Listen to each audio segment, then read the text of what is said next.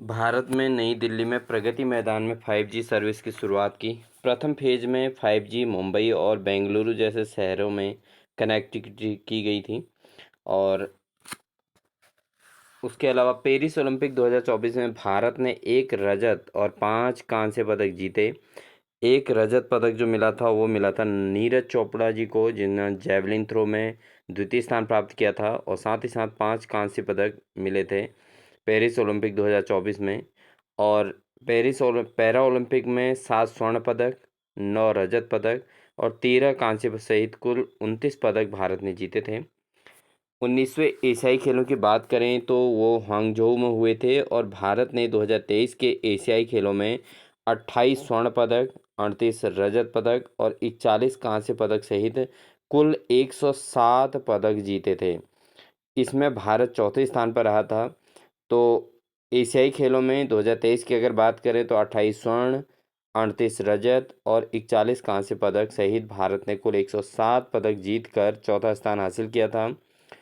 Paris para Olympic में 7 स्वर्ण पदक, 9 रजत पदक और 13 कांस्य पदक सहित कुल 29 पदक भारत को मिले थे। पेरिस ओलंपिक 2024 में भारत ने एक रजत और 5 कांस्य पदक सहित केवल 6 पदक जीते थे। भारत का अगर सबसे पहला शहर की बात करें तो हड़प्पा है, जो पंजाब प्रांत में 1920 के दशक में खुदाई में पाया गया था। योजना आयोग का पहला आयोग 30 जनवरी 1992 को गठित हुआ, जिसकी प्रथम अध्यक्ष सुश्री जयंती पटनायक थी। हरा सोना के नाम से तेंदुपत्ता को जाना जाता है, जिससे बीड़ी बनाई जाती है। हिंदुस्तान एल्युमिनियम कॉरपोरेशन लिमिटेड यानी कि हिंडाल्को की जो स्थापना हुई थी वो 1958 में आदित्य बिरला ग्रुप द्वारा की गई थी, और इसके जो संस्थापक थे वो GD बिरला थे। और इसका जो है इसकी स्थापना हुई थी रेणुकूट यानी कि उत्तर प्रदेश के रेणुकूट शहर। रेणुकूट जो है यूपी के सोनभद्र जिले में स्थित है, और यहाँ पर जो है रिहंद बांध भी स्थित है। हेलो दोस्तों, स्वागत है आपका हमारे YouTube channel mission lecture UK 2025 पर। तो दोस्तों, हमारी क्लास कंटिन्यू लेक्चर प्रवक्ता स्क्रीनिंग की तैयारी के लिए कंटिन्यू चल रही है, और साथ ही साथ PCS प्री एग्ज़ाम के प्रिपरेशन भी इस चैनल के माध्यम से हो रही है। तो इसमें हम प्रीवियस ईयर क्वेश्चन पेपर पर चर्चा कर रहे हैं। तो अभी हम बात कर रहे हैं समूह गौ के एक पेपर पर, और साथ ही साथ इससे पहले हम प्रवक्ता स्क्रीनिंग प्रीवियस ईयर का पेपर कर चुके हैं, और इसके बाद हम PCS प्री के प्रीवियस ईयर पेपर की हम चर्चा करेंगे। उस पर हम पूरा ऑब्जेक्टिव से ही चर्चा करने वाले हैं। तो दोस्तों, अगर आप हमारे चैनल पर नए हैं प्लीज़ चैनल को सब्सक्राइब कर लें, और साथ ही साथ जो है बेल आइकन दबाकर ऑल नोटिफिकेशन ऑन कर लें। और अगर आपको लास्ट में वीडियो अच्छी लगे तो प्लीज़ लाइक ज़रूर करें, और अगर अपने प्यारे से कमेंट ज़रूर दें, और किसी क्वेश्चन में अगर आपको लेकर डाउट हो तो आप कमेंट सेक्शन में अपने डाउट से ज़रूर दें, और कंटिन्यू चैनल पर बने रहें दोस्तों। ठीक है दोस्तों, शुरुआत करते हैं आज की क्लास की। तो इसमें हम इस क्वेश्चन पेपर में हम क्वेश्चन 50 तक के क्वेश्चन कंप्लीट कर चुके हैं दोस्तों। आज का हमारा क्लास जो रहेगी वो 51 क्वेश्चन से स्टार्ट रहेगी दोस्तों। तो बढ़ाते हैं अपने क्वेश्चन पेपर को आगे। तो दोस्तों, स्टार्ट करते हैं आज का पहला क्वेश्चन। निम्नलिखित में से किसने संस्कृत व्याकरण लिखा था? तो संस्कृत व्याकरण जो लिखा था वो किन्होंने लिखा था दोस्तों? संस्कृत व्याकरण के प्रकांड जो विद्वान हैं वो पाणिनि हैं दोस्तों, पाणिनि। ठीक है दोस्तों, इनको महर्षि पाणिनि के नाम से जाना जाता है। ये प्रथम व्याकरणविद कहलाते हैं दोस्तों। इनको कहते हैं प्रथम, इनको कहा जाता है प्रथम व्याकरणविद। व्याकरणविद के नाम से इनको जाना जाता है। अगर प्रश्न आता है कि जो है निम्नलिखित में से प्रथम व्याकरणविद कौन है, तो महर्षि पाणिनि का ही नाम ये आएगा। और किसने संस्कृत व्याकरण लिखा, तो तब भी आंसर प्रथम जो है व्याकरणविद को ही यानी कि महर्षि पाणिनि को ही कहा जाता है। इसके अलावा दोस्तों, इन्होंने जो है अष्टाध्यायी इन्होंने लिखी थी, महर्षि पाणिनि ने। अष्टाध्यायी के लेखक भी पाणिनि ही हैं दोस्तों, अष्टाध्यायी। ठीक है दोस्तों, अष्टाध्यायी के लेखक भी महर्षि पाणिनि हैं। और जिस अष्टाध्यायी में आपको कुछ नॉलेज की बातें बता देते हैं दोस्तों कि इस अष्टाध्यायी में जो है टोटल 8 अध्याय हैं। ठीक है, अष्टाध्यायी इसीलिए इसका नाम है, यानी कि जिसमें 8 अध्याय हैं और साथ ही साथ 32 पद हैं। ठीक है, 8 को 32 अगर आप कहें तो इसका 4 गुना इसमें पद हैं। और साथ ही साथ दोस्तों 4 गुना पद के साथ ही साथ अगर आपको अष्टाध्यायी के अंतर्गत और जानकारी लेनी है तो सबसे बड़ी बात है 4 गुना 8, अष्टाध्यायी का मतलब है 8 अध्याय हैं और 8 का 4 गुना करेंगे तो 32 पद हैं। और 4 से ही यहाँ पर एक शब्द और बन सकता है दोस्तों, 4000। तो 4000 इसके अंदर सूत्र हैं।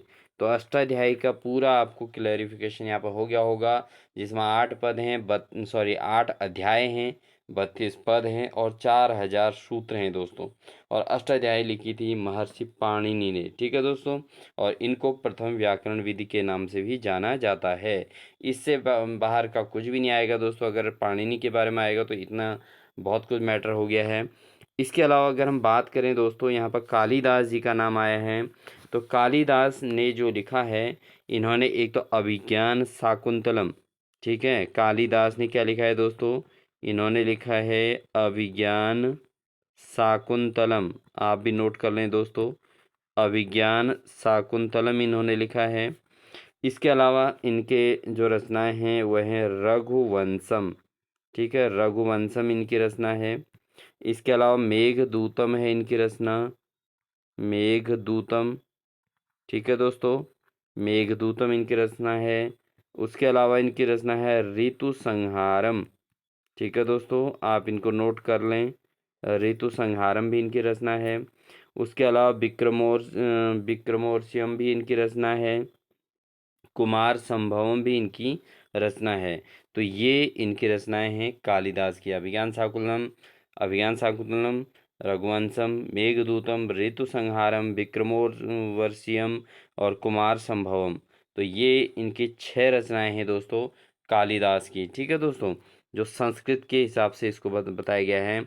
इसके अलावा बात करें तो जो चरक, ठीक है, इनका नाम है आचार्य चरक, इनका नाम है दोस्तों।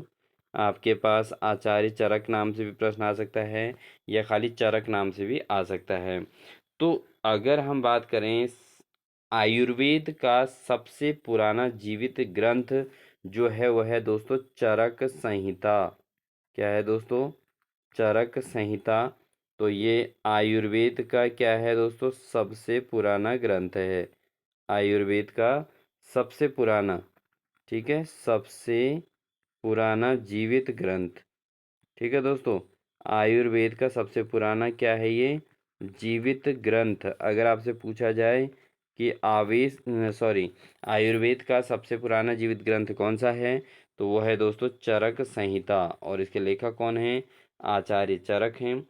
इसके अलावा बात आती है दोस्तों आर्यभट्ट की। तो आर्यभट्ट जी को तो हम भूल नहीं सकते हैं, क्योंकि भारत के अंतर्गत आर्यभट्ट को मैथमेटिक्स के क्षेत्र में बहुत आगे जाना जाता है। इन्होंने जो है दोस्तों पाई की खोज की थी, पाई की खोज की थी दोस्तों। ठीक है, इनको पाई की खोज के लिए जाना जाता है, आर्यभट्ट को। ठीक है दोस्तों, चलिए बढ़ते हैं अगले क्वेश्चन की ओर। इसके अलावा एक और बहुत जानकारी मतलब इम्पोर्टेंट जानकारी आपके लिए है दोस्तों, जो आपका पीसीएस लेवल के पेपर में तो मैक्सिमम पूछा ही जाता है और लेक्चर स्क्रीनिंग के लिए भी महत्वपूर्ण है, क्योंकि हम लेवल 8 के पेपर की बात कर रहे हैं। तो लेवल 8 और उससे ऊपर की बात करें तो यहाँ पर ऐसे क्वेश्चन तो पूछे जाने हैं। तो किन्हें त्रिमुनि के नाम से जाना जाता है, संस्कृत व्याकरण का त्रिमुनि किन्हें जाना जाता है। तो यहाँ पर दोस्तों एक तो पाणिनि हो गए, ठीक है दोस्तों, पाणिनि हो गए, पतंजलि हो गए, पतंजलि हो गए, पाणिनि, पतंजलि और कात्यायन। ठीक है दोस्तों, कात्यायन इनका नाम है। ये तीनों को जो है कहा जाता है दोस्तों संस्कृत व्याकरण का त्रिमुनि। क्या कहा जाता है दोस्तों, त्रिमुनि के नाम से इनको जाना जाता है। तो बहुत महत्वपूर्ण बात हो गई, पाणिनि, पतंजलि और कात्यायन, इन तीनों को जो है दोस्तों, इन तीनों को जो है संस्कृत व्याकरण का त्रिमुनि के नाम से जाना जाता है। ठीक है, तो बढ़ते हैं अगले क्वेश्चन की ओर। अगला क्वेश्चन है दोस्तों यहाँ पर, सबसे पुराना वेद है। तो भाई सबसे पुराना वेद वही वेद होगा जिसका नाम सबसे आगे आएगा। तो सबसे पुराना वेद हो गया दोस्तों ऋग्वेद। अब ये ऋग्वेद कब से है इसकी हम बात करेंगे दोस्तों। ऋग्वेद है 1500 ईस्वी पूर्व। ठीक है दोस्तों, कि कौन से 1500 ईस्वी पूर्व में ऋग्वेद बन के तैयार हो गया था। और इसमें जो है क्या क्या चीज़ें हैं इसकी डिटेल थोड़ा पढ़ते हैं। ऋग्वेद में अगर हम बात करें तो दोस्तों 1028 सूक्त हैं। 1028। ठीक है दोस्तों, 1028 में सूक्त हैं। और इसमें जो है मंडल नामक 10 पुस्तक हैं। ठीक है, 10 पुस्तक इसके अंदर हैं जिनको मंडल के नाम से जाना जाता है। 10 पुस्तकें हैं ऋग्वेद के अंतर्गत, मंडल नामक 10 पुस्तकें हैं दोस्तों। ठीक है, उसके अलावा ये वेद जो है सबसे पुराना वेद है ऋग्वेद। और इसमें ये 1500 ईस्वी पूर्व से भी पुराना है। और साथ ही साथ 1028 सूक्त हैं ऋग्वेद में। और कितनी पुस्तकें हैं, 10 पुस्तकें इसके अंतर्गत, मंडल नामक 10 पुस्तकें इसके अंतर्गत हैं दोस्तों। ठीक है, अब बात करते हैं हम यजुर्वेद की। तो दोस्तों यजुर्वेद को कर्म कांड का वेद कहा जाता है दोस्तों। यजुर्वेद के अंदर कर्म कांड हैं। ये कर्म कांडों की को प्राथमिकता देने वाला वेद है। इस वेद के अंतर्गत सारे कर्म कांडों की जानकारी है यजुर्वेद। और उसके अलावा अगर हम सामवेद की बात करें तो दोस्तों सामवेद जो है संगीत, ठीक है, संगीत का वेद कहा जाता है। ये संगीतमय वेद है सामवेद। और जो अथर्ववेद है दोस्तों ये सबसे नवीन वेद के नाम से जाना जाता है। सबसे नवीन वेद, ठीक है दोस्तों, इसको नवीन वेद के नाम से भी जाना जाता है, यानी कि सबसे नया वेद ये है अथर्ववेद। ठीक है दोस्तों, तो चारों वेदों की थोड़ा बेसिक जानकारी आपको मिल चुकी है। चलिए बढ़ते हैं अगले क्वेश्चन की ओर। अगला क्वेश्चन पूछता है दोस्तों कि बुद्ध का जन्म कहाँ हुआ था। महात्मा बुद्ध का जन्म कहाँ हुआ था दोस्तों। तो ऑब्वियसली आप सभी को पता ही होगा। तो महात्मा बुद्ध जी का जन्म हुआ था लुम्बिनी नामक स्थान पर इनका जन्म हुआ था। और ये कब हुआ था दोस्तों, ये हुआ था 563। ठीक है दोस्तों, 563 ईसा पूर्व में इनका जन्म हुआ था। 563 ईसा पूर्व में इनका जन्म हुआ था। और किस महीने में हुआ था इनका जन्म हुआ था दोस्तों, वैशाख के पूर्णिमा, वैशाख पूर्णिमा में इनका जन्म हुआ था दोस्तों। और ये जो है इनका जो लुम्बिनी नामक स्थान है ये है नेपाल भारत सीमा पर, यानी कि भारत नेपाल सीमा पर ये लुम्बिनी नामक स्थान है। जहाँ पर एक महात्मा यानी कि एक जो है ऐसे व्यक्तित्व का जन्म हुआ जिन्होंने देश को काफ़ी कुछ दिया। ठीक है, काफ़ी नैतिक चीज़ें दी। तो महात्मा बुद्ध का जन्म लुम्बिनी में हुआ था दोस्तों 563 ईसा पूर्व में। वैशाख पूर्णिमा पर इनका जन्म हुआ था। और यह जो है लुम्बिनी नामक स्थान जो है वो भारत नेपाल के बॉर्डर पर है, सीमा पर। ठीक है दोस्तों, इतना आपका क्लियर हो गया होगा। चलिए बढ़ते हैं दोस्तों अगले प्रश्न की ओर। अगला प्रश्न कहता है कि सारनाथ किस प्रदेश में है। तो सारनाथ दोस्तों किस प्रदेश में है। तो बहुत साधारण सा क्वेश्चन है। सारनाथ जो उत्तर प्रदेश में है। उत्तर प्रदेश में सारनाथ कौन सी जगह पे है दोस्तों, ये भी आपको बता देते हैं। ये है वाराणसी में। ठीक है दोस्तों, वाराणसी में। और वाराणसी से लगभग 10 किलोमीटर ये उत्तर पूर्व में पड़ता है। ठीक है दोस्तों, तो वाराणसी से 10 किलोमीटर आगे जो है वाराणसी शहर जो है सारनाथ का, उत्तर प्रदेश का वाराणसी शहर जो है उससे 10 किलोमीटर आगे उत्तर पूर्व में सारनाथ नामक जगह है। अब इसमें एक क्वेश्चन और बन सकता है कि सारनाथ क्यों प्रसिद्ध है, सारनाथ जगह जो है वो प्रसिद्ध क्यों है। तो इसका आंसर आप हमें कमेंट बॉक्स में ज़रूर देंगे दोस्तों। और वीडियो को अगर आपको अच्छी लगी तो लाइक ज़रूर कर दीजिएगा। क्वेश्चन नंबर 55 है, अकबरनामा किसने लिखा था। तो अकबरनामा के जो लेखक थे दोस्तों, उनके दरबारी कवि, उनके दरबारी लेखक, अकबर के दरबारी लेखक थे अबुल फजल। तो अकबरनामा जो लिखी थी वो अबुल फजल ने लिखी थी दोस्तों। और ये जो है अबुल फजल किस भाषा में लिखी गई थी, ये क्वेश्चन बहुत बार पूछा जाता है कि अबुल फजल ने अकबरनामा किस भाषा में लिखी थी। तो अबुल फजल ने अकबरनामा जो लिखी थी दोस्तों फारसी भाषा में लिखी थी। उसके बाद इसका अनुवाद किया गया था, लेकिन अबुल फजल ने जो शुरू में अकबरनामा लिखी थी यह अकबर के जीवन पर आधारित है। अबुल फजल ने जो है अकबर के जीवन पर आधारित एक कहानी लिखी है जिसको कहते हैं अकबरनामा। और ये जो है इसको जो है किस भाषा में लिखा गया था, ये लिखा गया था दोस्तों फारसी भाषा में। ठीक है दोस्तों, तो ये क्लियर हो गया होगा आपका क्वेश्चन। अगला क्वेश्चन पढ़ते हैं। मुगल शासक ने मुगल शासन काल में तांबे के सिक्के को किस नाम से जाना जाता है। तो क्वेश्चन थोड़ा इस प्रकार से है दोस्तों कि मुगल शासन काल में तांबे के सिक्के को किस नाम से जाना जाता था। तो दोस्तों मुगल काल में तांबे के सिक्के को जाना जाता था दाम। दाम के नाम से जाना जाता, इनको दाम कहा जाता था। इन सिक्कों पर क्या पहचान होती थी दोस्तों, इन सिक्कों पर एक और कलीमा, ठीक है, एक और क्या होता था, कलीमा होता था। ठीक है, एक और तो कलीमा लिखा रहता था और दूसरी ओर मूल्य वर्ग अंकित रहता था। इनकी इसका दूसरी ओर क्या होता था, मूल्य वर्ग यानी कितना रुपया है ये इसके अंतर्गत लिखा रहता था। और मुगल काल की जो सिक्के थे दोस्तों उसकी पहचान थी कि उस समय जो ये प्रचलन था सोने के सिक्के को, चांदी के सिक्के और तांबे के सिक्के, तीन प्रकार से इसमें वो चले थे। ठीक है, तो जो सोने का सिक्का हुआ करता था उसको संसब कहते थे। ठीक है दोस्तों, उस टाइम पे मुगल काल में जो सोने का सिक्का होता था गोल्ड का, ठीक है दोस्तों, और जो चांदी का सिक्का होता था उसको रुपया कहा जाता था। ठीक है, और सोने के सिक्के को क्या कहा जाता था दोस्तों उस टाइम पे, आप नोट कर लें इसको। सोने के सिक्के को कहा जाता था संसब।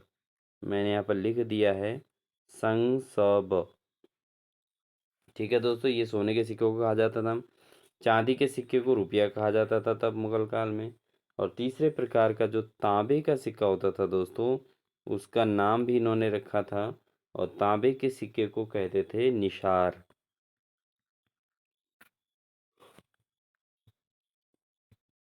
तो तांबे के सिक्कों को कहा जाता था निशार, चांदी के सिक्के को कहा जाता था रुपया, सोने के सिक्कों को कहा जाता था संसब। ठीक है दोस्तों, और जो मुगल शासन काल में जो तांबे के सिक्के थे दोस्तों उसको किस नाम से जाना जाता था, तांबे के सिक्के को जाना जाता था दाम। ठीक है दोस्तों, ये इसके जो है पहचान थी और इसी दाम को ही निशार भी कहा जाता था दोस्तों। ठीक है नी, तो इसी को क्या कहा जाता था, निशार। तांबे के सिक्के का नाम ही निशार भी था और दाम भी था दोस्तों। ठीक है, चलिए बढ़ते हैं अगले क्वेश्चन में। अगला क्वेश्चन कहता है 57, मुस्लिम लीग की स्थापना कब हुई।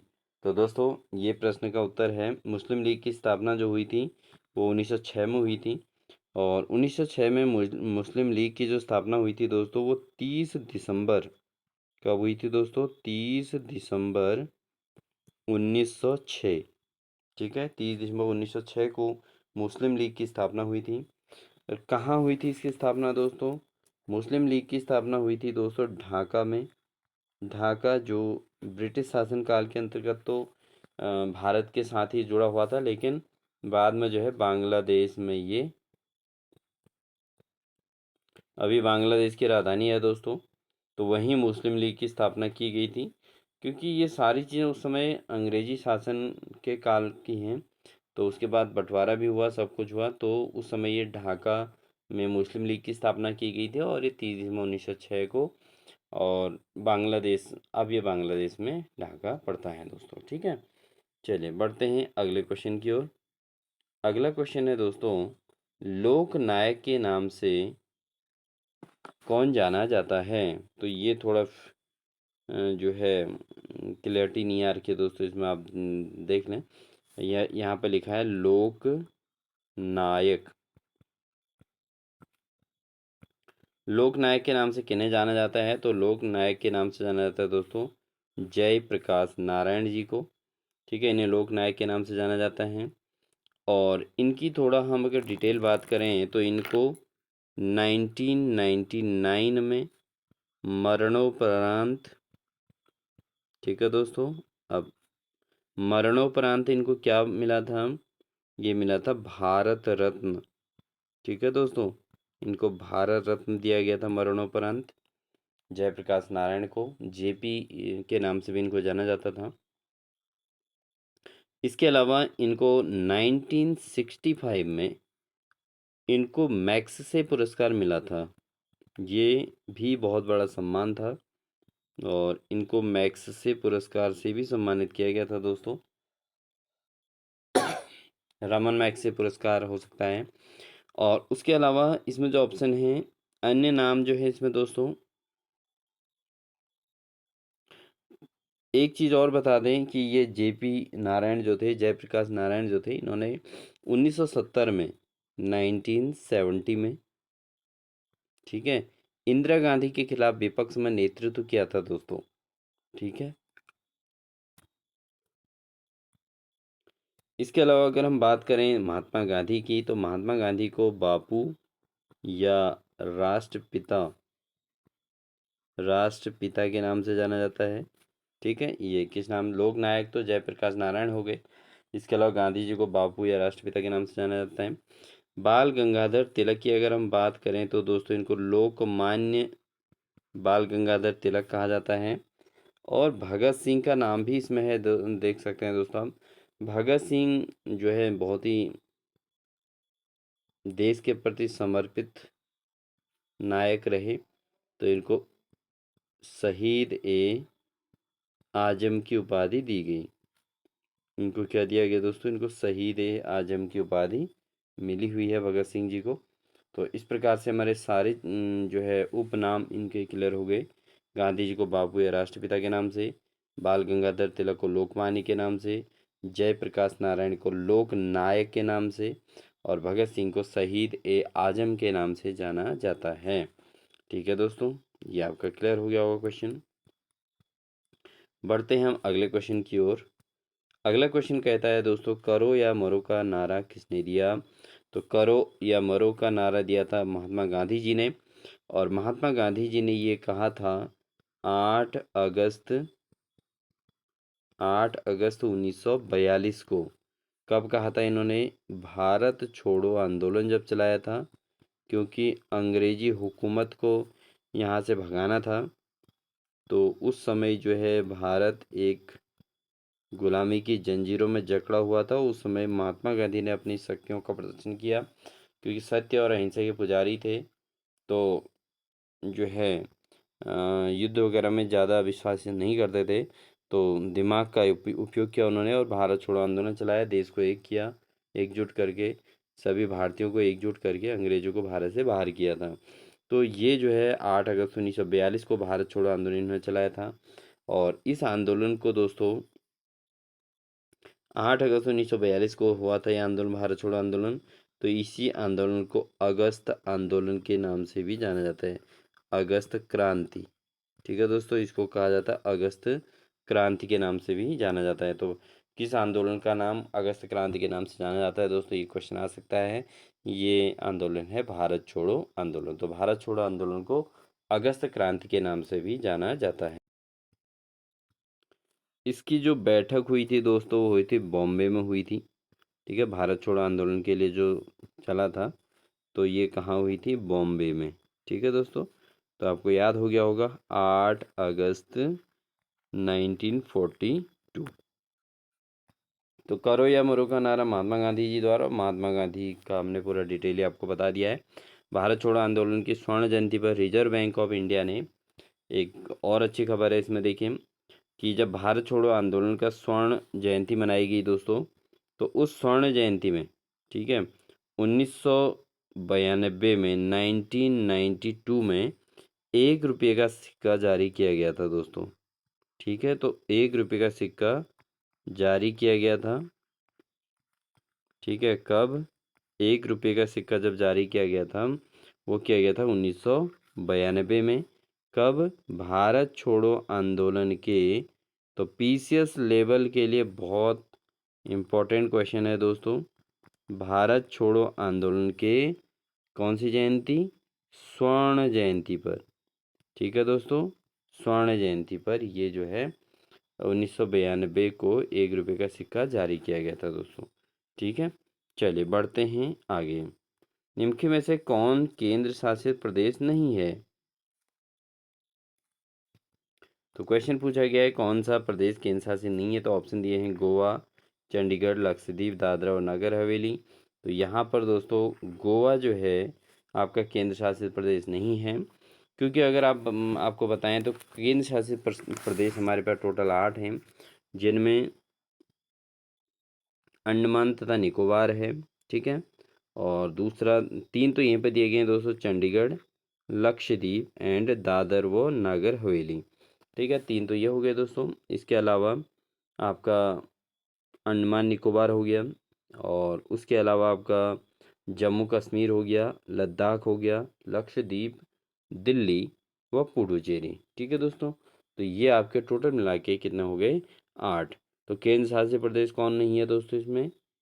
गोवा नहीं है, बाकी सब हैं। ठीक है, बढ़ते हैं अगले प्रश्न में। वह कौन सी महिला थी जो प्रथम बार भारत की प्रधानमंत्री बनी? तो भारत की प्रथम महिला प्रधानमंत्री का नाम जो है इंदिरा गांधी है दोस्तों, और ये 1966 में भारत की प्रधानमंत्री बनी हैं। ये 1966 में प्रधानमंत्री बनी और भारत की पहली महिला प्रधानमंत्री हैं दोस्तों। ठीक है, वैसे भारत के प्रथम प्रधानमंत्री पंडित जवाहरलाल नेहरू थे, लेकिन अगर महिला प्रधानमंत्री की बात करें तो 1966 में बनी, और इंदिरा गांधी। ठीक है दोस्तों, बढ़ते हैं अगले प्रश्न में। अगला प्रश्न है दोस्तों, जापान की संसद को जाना जाता है। तो ऐसे क्वेश्चन भी आ जाते हैं, एक दो क्वेश्चन दोस्तों आउट ऑफ जो है आपका कंट्री, आउट ऑफ कंट्री भी आ जाते हैं, क्योंकि विश्व का इतिहास के अंतर्गत इसके अंदर पूछा जाता है, या विश्व के general knowledge, world general knowledge करके पूछा जाता है, तो उसमें ऐसे क्वेश्चन आ ही जाते हैं। ठीक है, तो ये प्रीवियस ईयर क्वेश्चन पेपर है, तो इसमें पूछ दिया जापान की संसद का क्या नाम है। तो जापान की संसद का नाम दोस्तों डाइट है। ठीक है, डाइट मतलब राष्ट्रीय आहार इसको कहते हैं। ठीक है, इसको क्या कहा जाता है? राष्ट्रीय आहार। ठीक है, राष्ट्रीय आहार के नाम से किस संसद को जाना जाता है? वो जापान की संसद है। और इसको दूसरा नाम दोस्तों एक और है, नोट कर लें कि जापान की संसद का क्या नाम है? कोकाई। कोकाई भी इसका नाम है। तो डाइट राष्ट्रीय आहार से पता चल रहा है, डाइट इसका नाम है तो राष्ट्रीय आहार हुआ ही, और इसको कोकाई के नाम से भी जाना जाता है। बाकी जो ऑप्शन है दोस्तों यहाँ पर डेल जो दिया है, डेल है आयरलैंड की संसद का नाम है डेल। ठीक है दोस्तों, इसको नोट कर लेंगे, आयरलैंड की संसद का नाम डेल है। और चीन की संसद का नाम है युआन। चीन में युआन जो है यूज होता है। ठीक है दोस्तों, और इसके अलावा सोरा, अब यहाँ पर सोरा के बजाय मेरे ख्याल से इसमें सूरा हो गई, और ये मजलिस ए सूरा, ये जो है मजलिस ए सूरा जो है दोस्तों, ये है आपका पाकिस्तान की संसद का नाम। पाकिस्तान की संसद का नाम है दोस्तों शूरा।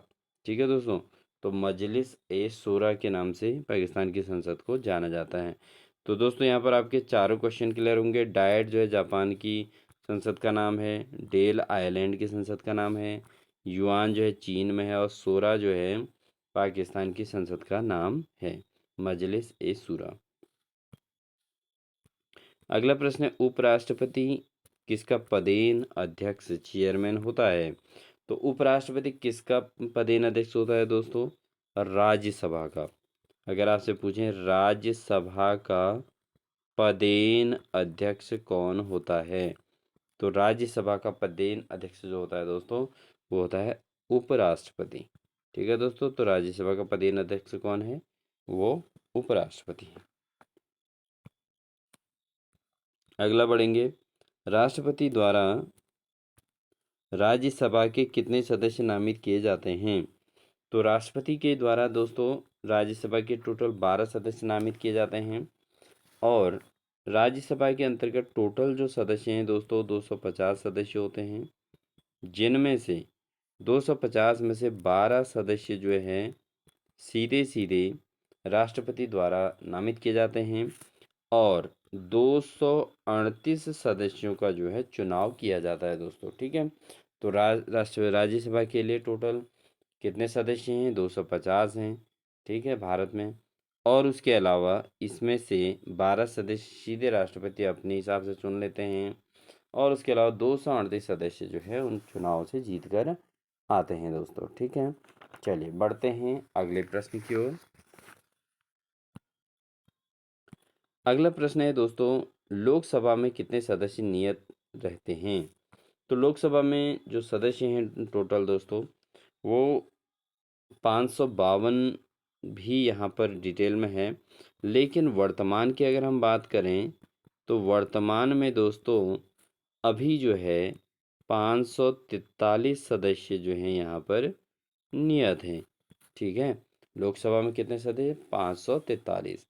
ठीक है दोस्तों, और राज्यसभा में कितने? 250। ठीक है, तो ये हमारा क्वेश्चन, ये आपने देख लिया। राज्यसभा के सदस्य की बात भी आ गई और लोकसभा की आ गई। तो राज्यसभा तो इसलिए चर्चा में आया क्योंकि यहाँ पर पहला क्वेश्चन जो था वो पूछा गया था कि राष्ट्रपति द्वारा राज्यसभा के कितने सदस्य नामित किए जाते हैं। तो राज्यसभा के टोटल 250 में से 12 सदस्य राष्ट्रपति के होते हैं और 238 सदस्य चुनाव से आते हैं। ऐसी लोकसभा में कितने सदस्य नियत रहते हैं? तो लोकसभा में 543 सदस्य जो होते हैं वो यहाँ पर नियत हैं दोस्तों। ठीक है, चलिए बढ़ते हैं अगले क्वेश्चन में। यहाँ पर कहा गया उत्तराखंड राज्य के प्रथम मुख्यमंत्री कौन था? तो ऐसे इजी क्वेश्चन भी कुछ डाल दिए जाते हैं। तो प्रथम मुख्यमंत्री जो है नित्यानंद स्वामी, और ये जो है आपका 354 दिन तक ये जो है उत्तराखंड राज्य के प्रथम मुख्यमंत्री रहे थे। ठीक है दोस्तों, बाकी भगत सिंह कोश्यारी और एन डी तिवारी भी यहाँ पर रहे हैं मुख्यमंत्री के तौर पे, लेकिन आप देख लीजिएगा कि कौन किस सन तक रहे हैं। अब बात करते हैं आपके मैकमोहन लाइन। मैकमोहन लाइन किन दो देशों को के मध्य है? तो मैकमोहन लाइन जो है दोस्तों भारत और चीन के बीच में है। चीन के जो है तिब्बत वाले एरिया से लेके, ठीक है दोस्तों, ये एक सीमा है। ठीक है, तिब्बत स्वायत्त क्षेत्र और भारत के अरुणाचल प्रदेश, कहाँ पर? भारत के अरुणाचल प्रदेश। ठीक है दोस्तों, ये है। तो भारत और चीन के भी तिब्बत और अरुणाचल के जो है बॉर्डर एरिया में ये जो है ये मैकमोहन लाइन जो है बनी हुई है। इसकी अगर लंबाई की हम बात करें तो दोस्तों मैकमोहन रेखा जो है वो है 890 किलोमीटर लंबी है। ठीक है, 890 किलोमीटर मैकमोहन लाइन जो है इसकी लंबाई है। ठीक है, इसके अलावा हम इस प्रश्न में जो अन्य आए हैं उनको देखते हैं। भारत और पाकिस्तान के बीच बात करें तो यहाँ पर तो सिंपल सिंपल सी बात है कि रेड क्लिप ही होगा। ये तो बहुत आसान सा क्वेश्चन है क्योंकि रेड लाइन हमेशा लगी रहती है ना। तो रेड क्लिप रेखा हुई, और ये कब बनी थी? ये बनाई गई थी दोस्तों 17 अगस्त 1947 को।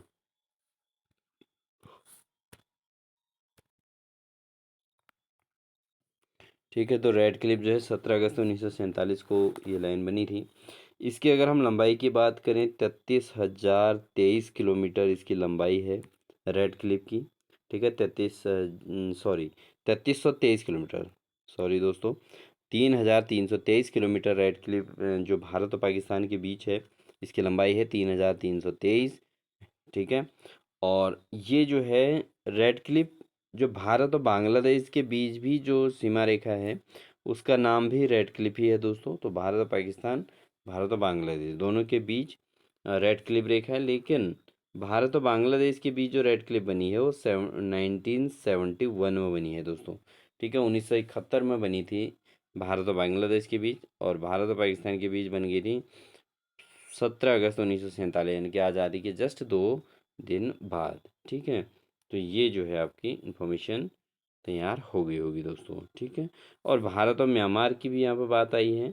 तो भारत और म्यांमार के बीच जो होता है इसको भारत म्यांमार सीमा कहा जाता है। तो ये किसी रेड लाइन या इस नाम से फेमस नहीं है, इसको भारत म्यांमार सीमा के नाम से ही जाना जाता है दोस्तों। ठीक है, चलिए दोस्तों बढ़िए अगले क्वेश्चन में। दोस्तों अगर क्लास अच्छी लग रही हो प्लीज़ लाइक ज़रूर कर दीजिएगा दोस्तों। आपके इस लाइक और आपके सहयोग से ही आगे मोटिवेशन मिलता है, और मकसद है मिशन लेक्चर 2025। तो लेक्चर का एग्ज़ाम किसी न किसी हाल में जो है स्क्रीनिंग और मेन क्लियर होना है सभी दोस्तों का, इसलिए आप चैनल पर बने रहें तो और जो है कंटिन्यू लाइक सब्सक्रिप्शन देते रहें। भारत में लड़की की शादी के समय वैध न्यूनतम उम्र क्या है? तो भाई लड़की की शादी के लिए जो वैलिड एज है वो 18 वर्ष है, लेकिन 2024 में काफ़ी इस पर चर्चा रही। ठीक है दोस्तों, 2023 एंड में और 24 स्टार्टिंग में कि शादी की उम्र जो है बढ़ाने की बात कही गई थी। अब शायद ये लड़की की उम्र जो है 21 वर्ष भी हो जाएगी। ठीक है दोस्तों, तो 21 वर्ष वाला ऑप्शन अगर आए और 18 ना आए तो समझ लेना है आपने 21 वर्ष वाला ऑप्शन सही रहेगा। ठीक है, अदरवाइज 18 वर्ष तो है ही, बट 21 वर्ष भी लड़कियों को शादी की उम्र करने की तैयारी चल रही है। ठीक है दोस्तों, बढ़ते हैं अगले क्वेश्चन में। अगला क्वेश्चन है टिहरी हाइड्रो पावर कॉम्प्लेक्स किस राज्य में स्थित है? तो टिहरी हाइड्रो पावर कॉम्प्लेक्स किस राज्य में स्थित है? तो भाई सिंपल सी बात है, तो उत्तराखंड में ही होगा क्योंकि टिहरी हाइड्रो पावर कॉम्प्लेक्स है। तो ये जो है पन बिजली संयंत्र के नाम से फेमस है। ठीक है, पन बिजली संयंत्र कहते हैं इसको, पन बिजली संयंत्र कहते हैं। और ये जो बना हुआ है दोस्तों टिहरी हाइड्रो पावर कॉम्प्लेक्स, ये भागीरथी पर बना हुआ है। ठीक है दोस्तों, किस पर बना हुआ है? ये बना हुआ है दोस्तों भागीरथी नदी पर। ठीक है, टिहरी हाइड्रो पावर कॉम्प्लेक्स जो है किस पर है? भागीरथी नदी पर है।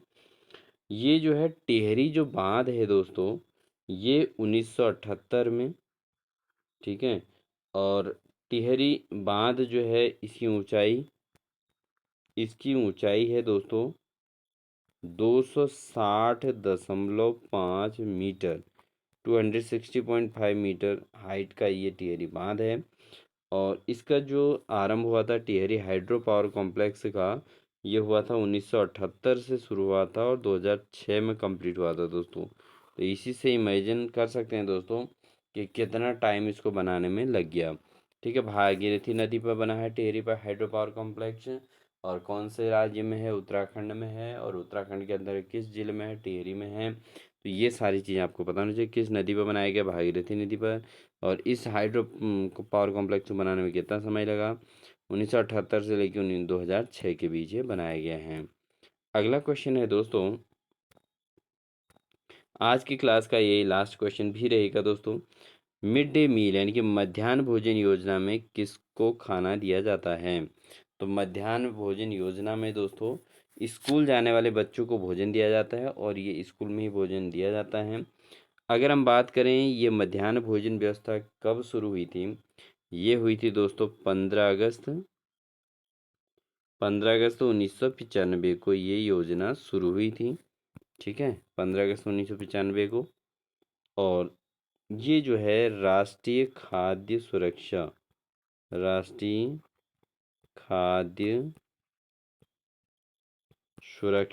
अध्यादेश, ठीक है, तो दोस्तों राष्ट्रीय खाद्य सुरक्षा अध्यादेश 2013 के तहत ये अनिवार्य हो गया था दोस्तों।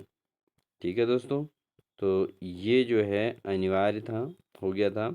और ये योजना इसलिए चलाई गई दोस्तों कि विद्यालय में बच्चे एक साथ मिलजुल के रहेंगे और मिलजुल के खाना खाएंगे, तो इसमें जाति वर्ण का भेदभाव कम करने के लिए ये काम किया गया था दोस्तों। ठीक है, जाति वर्ण का भेदभाव कम करने के लिए और स्कूल जाने वाले बच्चों के लिए मिड डे मील की योजना शुरुआत की गई थी। और इसकी जो शुरुआत की गई थी 1995 से इसकी शुरुआत हुई थी मिड डे मील की। और 2013 के शासनादेश के अध्यादेश के अकॉर्डिंग ये जो है बिल्कुल अनिवार्य कर दिया था सभी पूरे इंडिया में सभी स्कूलों में। और इसका मकसद जो था वो था जाति वर्ण भेदभाव की भावना को दूर करना, और सभी विद्यार्थी जो है मिलजुल के रहें। तो ये थी दोस्तों हमारी आज की क्लास, और इसमें अभी हमारे पास 30 क्वेश्चन बचे हुए हैं जिसे हम नेक्स्ट क्लास में लेंगे। तो आप हमारे चैनल पर बने रहें, और साथ ही साथ जो है जो भी नोट करने वाली चीज़ें आपको कराए जा रहे हैं आप उनको नोट भी करते रहें और साथ ही साथ सुनते भी रहें, क्योंकि वीडियो को अगर आप बार बार सुनेंगे दोस्तों तो आपको ये वैसे ही मेमोराइज हो जाएंगे, क्योंकि इसमें सारे ऑप्शंस पर हमने चर्चा कर रखी है, सारे महत्वपूर्ण बिंदुओं पर चर्चा की है और इसी प्रकार का क्वेश्चन आते हैं पेपर में। तो आप इसके लिए अपन इस चैनल पर बने रहें और चैनल पर नए हैं तो सब्सक्राइब जरूर कर लीजिएगा और वीडियो अच्छी लगे तो लाइक ज़रूर कीजिएगा।